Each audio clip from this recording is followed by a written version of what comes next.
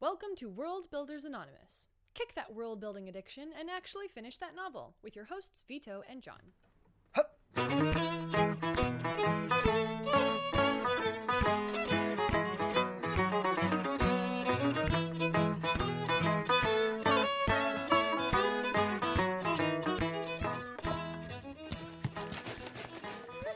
that? It's a gallon jug of water. Wow, it's a new beverage start to the podcast, but I like it. Yeah, it's good. I have an empty water bottle here. Maybe I can go. I mean, it's 90% empty at this point. There we go. Oh yeah. Welcome to the podcast. That's the new intro sound. The new intro sound is just water shaking in a jug. We're very It's beautiful. It's very John Cage. It's very Pollock of you. Yes. Very high tech. Very modern. We only have the finest of effects here at Worldbuilding. I was going more for an intentional kind of modern art kind of thing, but yeah, that I wasn't works too. listening to you. Cool. I'm on my own little train here. It doesn't matter. Moving on. You can either hop on or get off. Anyway, yes, we are here again talking about stories and not trying to. No, that's not right. Trying not to. What are you saying? I'm working on many days of very, very little sleep right now. I'm not entirely sure what I'm talking about at the moment. Who am I? Who am I? What am I? Why is a microphone in front of me? This computer screen is shiny. Ugh. Oh, it's beautiful. That's kind of how I feel right now. I got a good 6 hours last night, so a little bit more. Look at you go. It was great. Before that, we drove to Las Vegas on Saturday. Me and my buddy who were in a band. The previous night we were out till 6 a.m. by the way, which was crazy. Because I've been wrapping up sort of all my performances with my bands, the last performances I'm doing with them, and of course everyone wants to celebrate and hang out and have a great time. It's just super fun and awesome. But a lot of the fans came over to one of their houses with no regard afterwards. to your well-being or and I knew sleep schedule. I knew I had to drive to Las Vegas the following day, and I knew we also had to drive back from Las Vegas the following night because we had another gig on Sunday. So I just looked down at my phone. It was 5:30 in the morning. I gotta go home. I gotta go. This was a poor decision. I should sleep. I need to reevaluate my life decisions. I mean, it was very cool and amazing, and I loved hanging out with everybody. But yes, it was a weekend of very, very little sleep. So I'm going to do my best today to stay on track and have coherent thoughts instead of little strings of thought that slip through my fingers as I try to weave them into something. We will see how it goes. Right. But fortunately, thank you to a listener named, it's not showing his name, Aaron Gill, for sending in a question, because that means I can talk about his question and not have to think of things to say myself. That's great. There you go. Awesome. Yes, we really appreciate anyone sending us questions and comments and compliments, telling us how awesome we are, telling us how much we are terrible and need to improve things is also good too.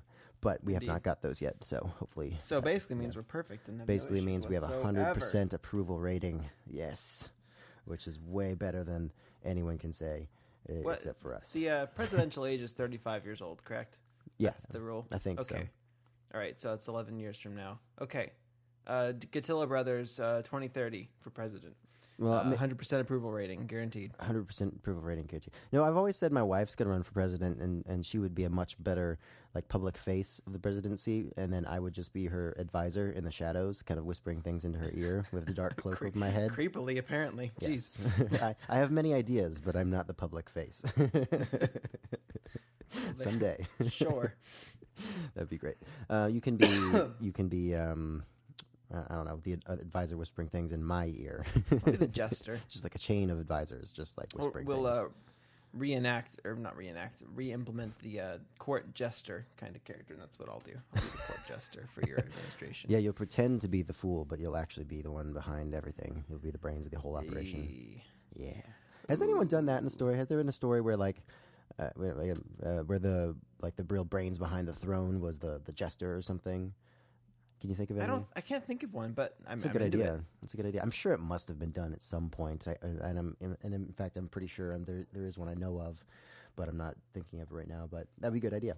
That's pretty cool. I like that. I'll note, by the way, that not one of you did as I asked last week and went and left a review on iTunes. I even told you what to say, and you didn't even do it. Let's not chastise our listeners, John. I mean, I'm chastising them. Maybe They not should the have done. best decision. You could have done better, and you didn't.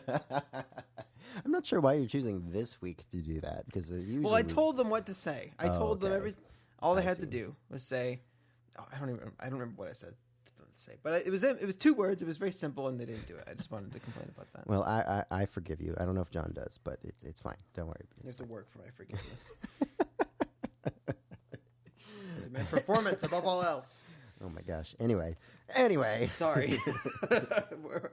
This is off to a blazing start. Blazing start. Anyway, what was I saying? I don't even know. Question. Yes, question. Yes. Thank you, Aaron, for reaching out. Aaron. Aaron asks, well, he first says something before asking something. He also asked if we would be interested in doing any sort of like live stream or live Q&A or community creation events or anything like that. Answer to that is definitely yes. We do want to do stuff like that. Well, judging by the response to the iTunes thing, I don't know that it would work very well. John's real sore about the iTunes thing. If somebody could go over there and appease him just so I don't have to deal with this next week, that would be just one. That would If be it's just great. one of you. There are many of you. You're out there listening to me right now, and you're not going to go do it. Why? I don't know. I can't explain it, but here we are. This is my life now, and it's because of you.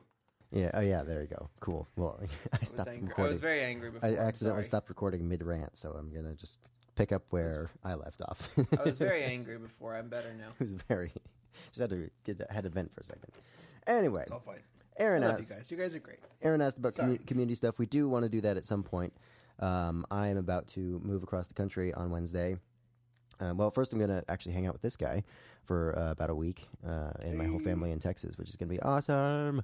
And then make a big road trip, and then we should be in South Carolina by May 21st-ish. And so hopefully I'll get set up again there.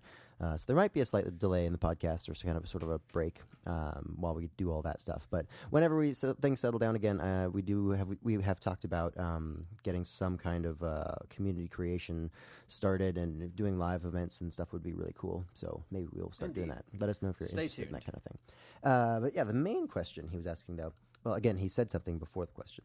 My mind is just shot. I'm so sorry got for this, the Vito. incoherence of my entire. For John personality. word. Okay, here we go. First, he was talking about the fact that he is not a writer. He does enjoy world building, though. He just enjoys creating worlds and interesting things. He uses a site called worldanvil.com, which sounded really interesting. Never heard of it. I've not checked it out before. If anyone else knows anything about that, let us know, and I'm definitely going to see if I can check that out this week. That sounds really cool. I do not want to get too sidetracked in exploring the world building things, but it does sound interesting. Anyway, Aaron says he's not a writer. He loves to build worlds, though. He wondered if we... No, that's not the correct phrasing. His question is, actually, how can I stay on track when world building if I do not have a story or narrative to guide me? That's an interesting question. And that's It's not really something I've ever interesting. really thought about. Yeah, but it's kind of backwards from the problem that we have, is that the Yeah. world overcomes the story in your mind. But if you don't have it's an interesting problem to have, not having a narrative to build the world around. You know? Yeah. I guess the thing would then become, what is your goal in building this world to begin with? Like, are you trying to just sort of explore cool things like twin sun star systems, or what if gravity was half as strong as it is? What would be the implications of that, or whatever. Well, and a part of the answer to that is ultimately every world has story in it, like inescapably. Not necessarily if there's not people in it, but if there are people in a world, then inevitably, that's the word, has story in it. And you may not be writing those stories down in some sort of narrative sense, but if you're going to fill in the lore and the history of your world, eventually you're going to be writing down story, at least in sort of a recitation of events kind of manner. And so there's something to be said for that. You may not be wanting to write a novel, but coming up with the history of your world might be a good framework to sort of build the world around. That kind of is the replacement for story in that case. It's history instead, which may not be like fun to read, but it gives you the framework for your world.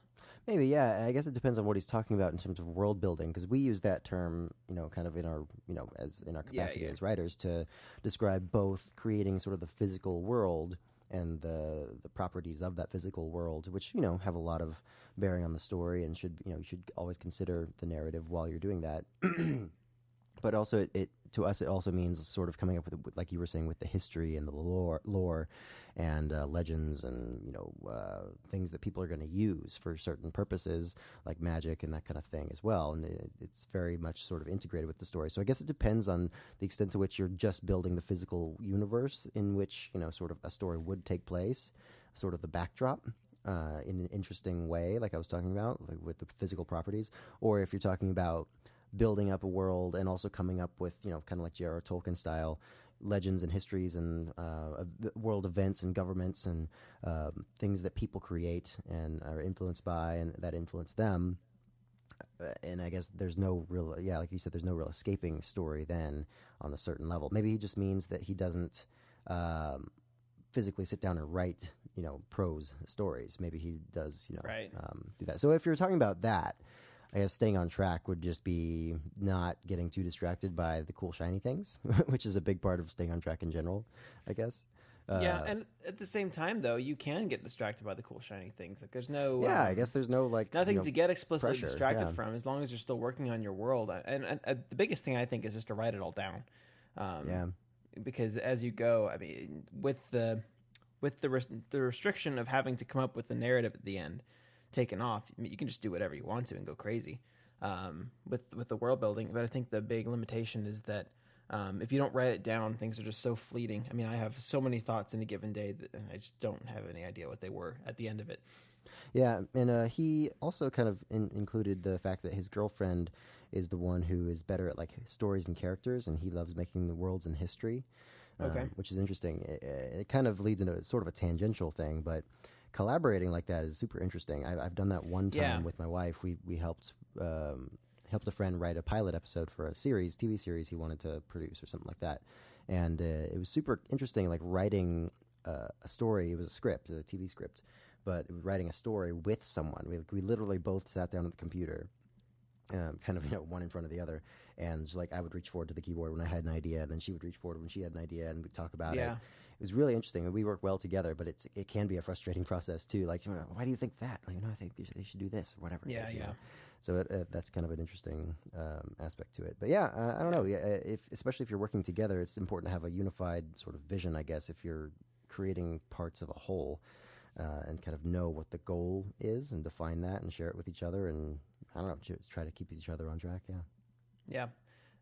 The world building as a collaboration is an interesting thought. I haven't really done it explicitly. Everything I think of, I bounce off my wife, and she gives feedback. It's not so much a collaborative effort for the thought generation, though. It's more of refinement more than anything else, I think. I don't even know if I could properly do the world building with someone else, because it's such a... It's one of those things where thoughts happen in your brain, but you couldn't articulate them necessarily. It happens so fast, and none of it's like all the way coherent at any given time. It would be an interesting process to have to like be able to verbalize everything you're thinking and all the different, you know, bits and pieces that are floating around. Having to articulate them to someone else would be interesting. But yeah, that's the biggest things to me are, I mean, the way my brain works, I need some kind of cohesive narrative to build a world around. The whole discovery writing thing's working really well for me because I think more so in story than I do in world building.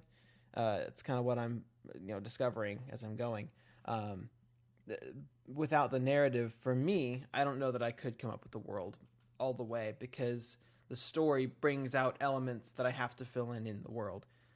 But if you can do it without narrative, then there's really no impetus on you to limit yourself at all. You know, go crazy. You can lose yourself in, you know, the minutia of, you know, house sigils and, you know, little quirks and different styles of clothing and hairstyles and races and you know, different species of animals and languages. Flora and languages. Like there's just an endless amount of things. And given the endless amount of things, it probably is best to prioritize, like write down the list of things that you want to flesh out in your world. Like I want to have 10 languages, and I want to have, 6 major civilizations and cultures, and I want to have these things for those civilizations and cultures, and kind of break it down into an outline format like that, and then work down the list. If you just think of it as a whole, it might be too much to process, but if you can prioritize the things you want specifically in your world, then you can work towards those. But man, you can just do whatever you want to. And I kind of envy that a little bit. Yeah. I do enjoy building worlds, but I also want to write a book. And so I can't let myself right now get lost in that minutia. I have to write the book. And maybe at the end of the process, when I'm editing and kind of going over and doing some rewrites, then I can, get lost in some of the little intricacies of world building and stuff. Yeah, that's how I'm imagining. Allow that to fill in. That's how I'm imagining this is going to go. I imagine us writing our stories kind of Discovery style with, some stops to plot, to a certain extent, to finish the first draft. And then maybe using that framework, that narrative that we've now created, the story, to go back and really flesh out the world and really, focus on world building for a while. And maybe that'll inform some of the changes we want to make in the second draft or something like that. But sort of using the Discovery written narrative in the first draft to inform elements of the world that we need to flesh out more, or kind of instead of the opposite, where I feel like you sort of have the plot of the story roughly in your head, and but you're also like working on the world over here at the same time, and there's cool stuff that you're thinking of in the world that might not have any bearing on the story, but it's like, ooh, I like that, it's cool. Right. It doesn't really fit, and so it's not like compatible in your own head, and so maybe that's where some of the dissonance comes from that I've experienced. I know, where I feel stuck because maybe those two things aren't meshing together well or something like that. Yeah, right. I get it, but yeah, I'm excited to get to the point where I can sort of give yourself permission. Let go and be able to think about it. I don't let myself right now, even if I kind of want to, because I know myself well enough to know that it's not going to end up being productive for me with regards to the writing of the book. It's going to end up being a big distraction, and it's time that I could spend thinking about the plot. When I have time to think about it and write, I don't want to get in a habit of spending that time doing anything else. But when I have the ability to, I would be excited for that. Yeah, it's so interesting reading what you sent me the other day. John just sent me his first 9 chapters that he's written, and I hadn't read a lot of it yet.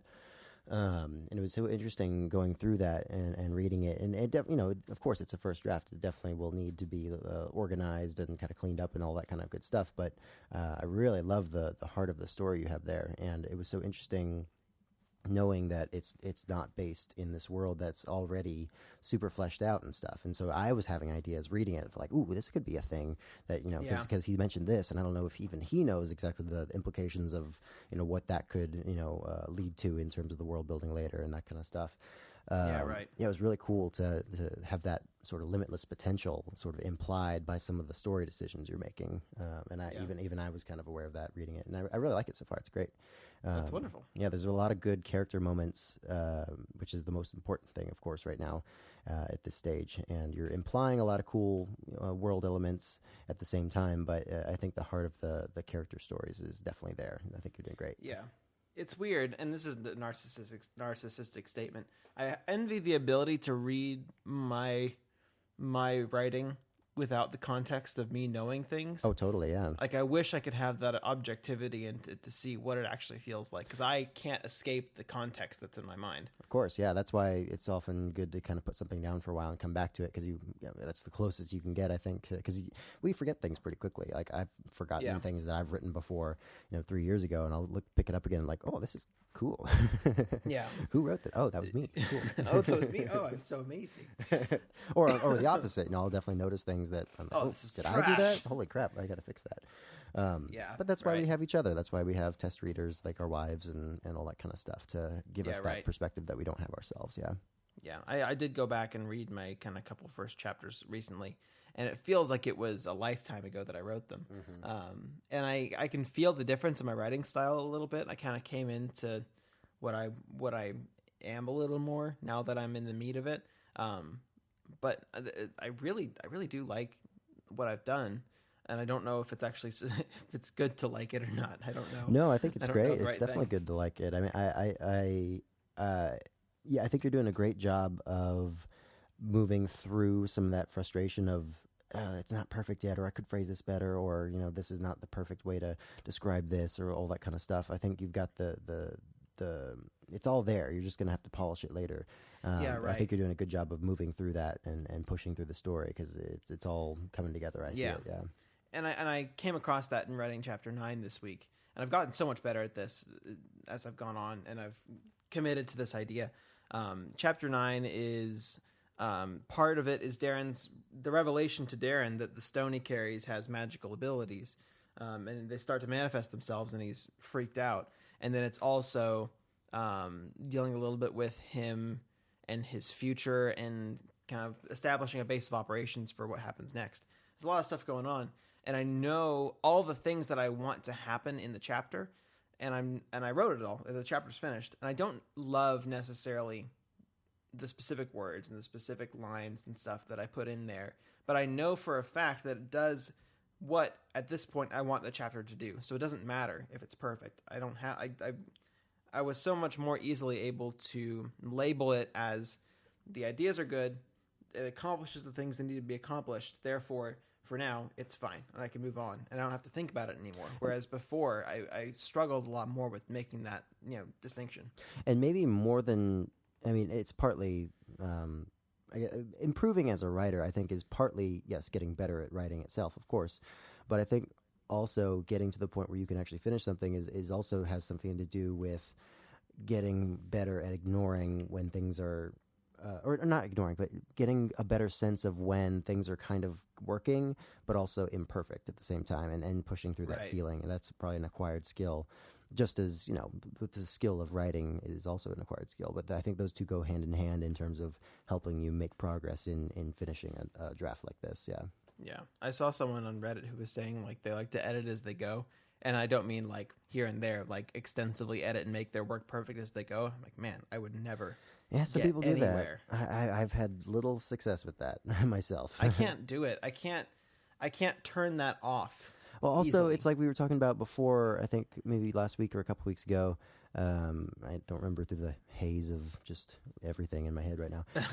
But we were talking about plotting up front and that being kind of useless, because inevitably we get to the actual sit down to write phase and we have another idea, and that just ruins the entire thing we just thought of. And of course you could say, well, just stick with the thing you thought of.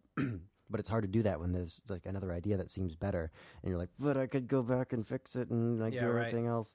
So it's kind of that sort of same thing. Like if I edit this scene to be perfect right now, unless I've 100% committed to the plot that I've already made, then it's kind of useless, because I'm never going to end up using that anyway. Yeah, right. It's all a big balancing act, and I feel like for me in particular, front-loading the writing and then dealing with the editing process. And don't be mistaken, the editing process involves extensive writing in and of itself, because as you go back and change things, you have to rewrite whole scenes or maybe whole chapters. So you're going to be writing. Don't worry about that. But separating the two is definitely the thing that seems to be working best for me. That's kind of that editing phase, I think, is going to be what I've always more thought of as what blah, blah, blah. That I think that's always what I've kind of thought what writing should be, is going through and saying, oh, this scene's cool, I'm going to add a little bit more here, and sort of that putting the pieces together phase. And it's weird still to be in the I'm making the pieces phase. Yeah, and I'm really excited to get to that point where the story is done in terms of there being a beginning and an end written down. And just being able to then make it better. I feel like that's going to be a really satisfying process. Maybe a bit tedious at times, but definitely, I'm really looking forward to it. Yeah, me too. Well, I should probably wrap things up before I babble mindlessly about anything else. So why don't you tell the people where they can find us, and maybe make another beseech them once again for the whatever it was you were talking about before. They probably already tuned out. They're not even going to make it to the iTunes plug. Well, on the off chance that you stayed, you loyal few, you can find us on all the social media platforms at World Builders Anonymous. We have a website, worldbuildersanonymous.com. You can find us there. There's some a bunch of stuff there. You can find it. It's great. You can find us on Reddit. We're on there on the Fantasy Writers subreddit in particular every now and again. That is WBA_podcast. You can email the show at WBApodcast@gmail.com. And if you made it this far and you love us, but in particular me, because I'm the one asking for this, go to iTunes and leave a review and say, let us know, I didn't listen to you the first time, but the second time, then I listened to you. That's what you should put in the review, as well as a 5-star rating. And then I'll know that you are a loyal listener, and you are much loved by both of us. Oh boy. The end. Oh boy. I'm out. I'm done. He's literally. I'm done. I guess Bye. I'll do this myself. Okay. Leaving. Well, thanks for listening. I think it's nap time. Bye.